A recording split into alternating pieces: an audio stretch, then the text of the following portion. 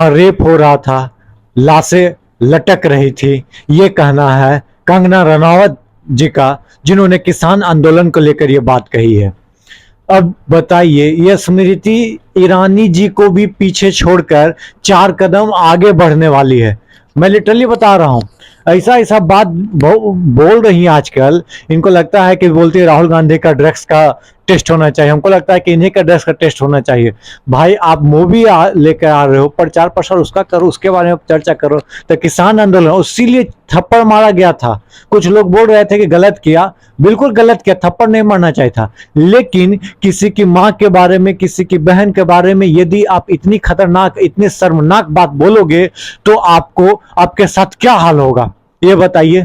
थोड़ा शर्म लिहाज, थोड़ा सोच समझ के बोलिए। हो सकता है कि आप अपनी पार्टी का पक्ष रख रहे होंगे, लेकिन पार्टी वाला भी तो आपसे पल्ला झाड़ लिया, हटो, दूर बोल दिया, डर करके भगा दिया आपको।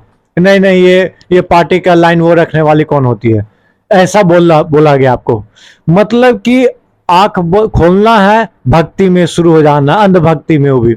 दरअसल बहुत पूछा गया उनसे सवाल कि भाई क्या भारत में कि बांग्लादेश जैसा क्या हालत हो सकती है, तो उनका कहना था हो सकता है, लेकिन कमजोर नेतृत्व होता तो जरूर होता। किसान आंदोलन किसानों के भलाई के लिए की गई थी।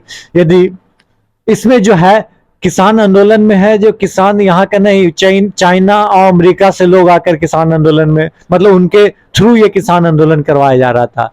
एक बात बताइए, जब ये था तो काहेला मोदी जी थी कि क्या बोलते हैं, किसान बिल वापस ले लिए, 700 किसानों का शहीद हो गया लोग, 700 किसान। तो इसी पे पलटवार करते हुए राहुल गांधी ने खतरनाक लेवल पे हमला किया है। क्या क्या बोला उन्होंने सोशल मीडिया पर पोस्ट करते हुए, क्या बोला है, जो मैं आपको पूरा बताता हूं। राहुल गांधी का हमला देख कर, बिना नाम लिए हुए जो हमला किया है वो मैं आपको। दरअसल राहुल गांधी ने लिखा है, किसानों से किए वादों को पूरा करने में नाकाम मोदी सरकार का दुष्प्रचार लगातार किसानों को अपमान करने में जुटा हुआ है। 378 दिन चले मैराथन संघर्षों के दौरान 700 साथियों का बलिदान देने वाले किसानों को भाजपा सांसद द्वारा बलात्कारी, विदेशी ताकतों का नुमाइंदा कहना भाजपा की किसान विरोधी नीति और नीयत का एक और सबूत है। ये शर्मनाक किसान विरोधी बोल पश्चिमी उत्तर प्रदेश, हरियाणा, पंजाब समेत पूरे देश के किसानों का घोर अपमान है, जिसे किसी भी सूरत में स्वीकार नहीं किया जा सकता। किसान आंदोलन वापस लेते समय बनी सरकारी समिति आज भी ठंडे बस्ते में है। एमएसपी पर सरकार अपना रुख आज तक साफ नहीं कर सकी।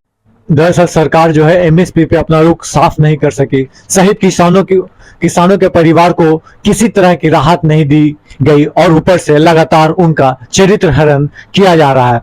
जारी ये कहना है राहुल गांधी जी का। और क्या लिखा उन्हें सुन लीजिए। अन्नदाताओं का निरादर और उनके मान सम्मान पर हमला करने से किसानों के किया गया मोदी सरकार का धोखा छुप नहीं सकता। नरेंद्र मोदी और भाजपा कितनी भी साजिश कर ले, इंडिया किसानों को एमएसपी की कानूनी गारंटी दिलवा कर रहेगा। ये जोरदार हमला किया है राहुल गांधी ने कंगना रनावत का बिना नाम लिए हुए।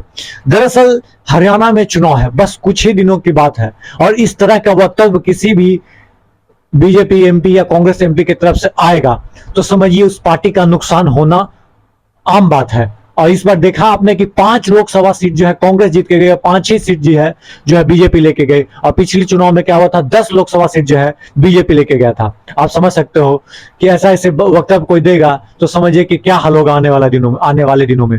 दरअसल इससे पूर्व सुनील जाखड़ साहब हो, जो पंजाब के बीजेपी के कोई इंपॉर्टेंट पद पे हैं, उन्होंने पल्ला झाड़ लिया। बाकायदा बहुत सारे लोगों ने बीजेपी ही ने पल्ला झाड़ लिया।